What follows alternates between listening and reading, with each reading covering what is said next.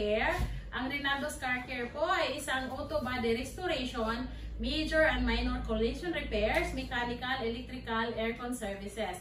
So kung may problema kayo sa inyong mga sasakyan, may insurance man or wala, bangga, luma na, at to have it restored, dalhin nyo lang po yan sa Rinaldo's. We are located at number 34, Sumulong Highway, Mayamot, Antipolo, in between Masinag and Marikina Bayan. Along lang po kami ng Sumulong. So, see ya!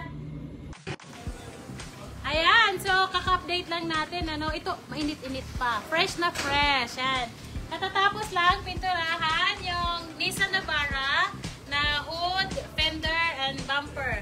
So, ayan na po siya. Huwag natin galawin kasi basa pa yung paint. Ayan. So, anyway, ganyan na siya. This one is curing time. Curing na siya. So, tomorrow, tsaka po pa yan i-buff. Para po, release na po yan. So, ayan, di ba? Ay, grabe. Ang ganda-ganda na ng itsura. Hindi pa yung tapos, ha?